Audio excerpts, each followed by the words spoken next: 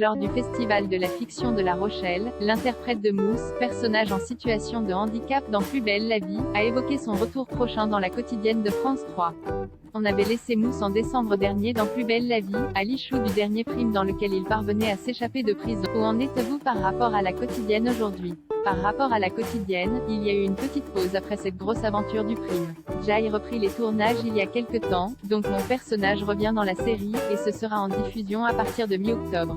Il revient dans le lycée avec une nouvelle fonction qui va voir le jour. Comment avez-vous réagi à cette nouvelle intrigue lorsque vous l'avez découverte? Vous attendiez-vous à cette évolution pour Mousse? Pas du tout. Ça m'a surpris, je ne m'attendais pas à une évolution aussi rapide.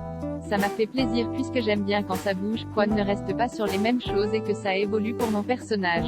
Et là, c'était le cas. Je me suis dit qu'il y avait quelque chose à jouer, et j'étais super content. Suite au prime, dans lequel Mousse se retrouvait en bien mauvaise posture et échappait de peu à Mazel, va-t-on aborder les conséquences de cette intrigue? Non, c'est tout autre. Ça appartient au passé, et ça expliquait les origines de son accident. Là, le grand Mousse est tiré d'affaire, et Mazel est derrière les barreaux. Donc cette histoire-là est bouclée pour l'instant, et j'espère qu'elle va le rester. Rire. La relation de Mousse et Mila, Malika Alaoui, est-elle toujours au beau fixe après ces dernières péripéties? Oui, ça bouge pas, les personnages sont toujours dans la même coloc.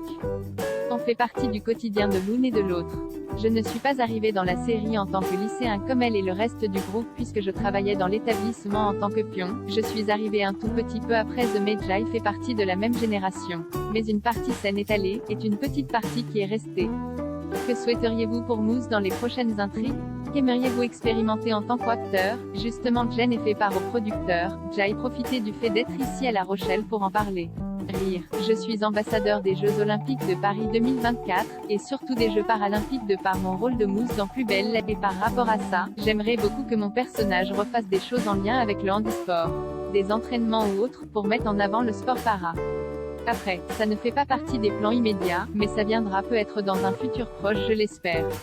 Justement, quel retour avez-vous du public par rapport à votre personnage et à l'image du handicap qu'il véhicule? Je reçois beaucoup de messages de soutien et d'encouragement, et surtout à mes débuts, je recevais des messages de personnes en situation de handicap disant qu'il aurait bien aimé avoir un ami comme Mousse au centre de rééducation, pour les tirer vers le haut. Et aujourd'hui encore là, je reçois des messages positifs par rapport à mon énergie, mon humour, et c'est grâce à ces retours-là Kwon continue de bosser, Kwon essaie de s'améliorer pour satisfaire le public. C'est ce pourquoi mon personnage était là au début, amener une touche positive, le sourire, la lumière, et la production en est très content. Jai rencontré la dame qui a écrit mon personnage, elle m'a dit qu'elle l'imaginait solaire et lumineux, et que Jai amenait quelque chose de plus que ce qu'elle imaginait. Ça me fait plaisir, c'est un rôle qui me correspondait bien et je m'éclate énormément à le jouer.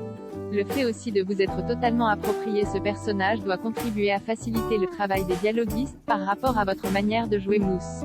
Exactement, c'est de plus en plus fluide, quand je reçois mes textes je les apprends beaucoup plus vite parce que l'écriture ressemble à la façon dont je parle. Ils savent aussi que Jai l'esprit taquin, il glisse une petite blague par-ci, par-là. Au-delà du tournage de Plus belle la vie, avez-vous d'autres projets en cours dont vous aimeriez parler? Juste avant de reprendre le tournage sur la série, Jai fait un épisode de Tandem, et Meurtre à Blois, où je joue face à Anne Charrier et Olivier Marchal. Donc oui, Jai eut le temps de passer des castings et la chance de faire d'autres projets. Mais Plus belle la vie permet de faciliter les choses. Jai put rencontrer des gens qui m'avaient découvert lors du prime, et ça m'a ouvert des portes. C'est une super formation, on peut faire des journées à un rythme dingue, 8 séquences par jour. Des choses Kwon ne fera jamais aussi. Jai peut rencontrer une vingtaine de réalisateurs différents, avec chacun sa méthode de travail, des comédiens, des équipes techniques différentes. On apprend beaucoup, et on s'apporte tous des choses. Y a-t-il un genre de film ou un type de rôle que vous aimeriez faire un jour? Jai tournait avec Olivier Nakache et Eric Toledano sur Hors Normes, et c'était des réalisateurs avec qui j'avais beaucoup envie de travailler. Et comme j'adore les histoires vraies, j'ai un projet de biopic en tête avec un ami. Je ne peux pas dire plus, sinon on va me piquer l'idée.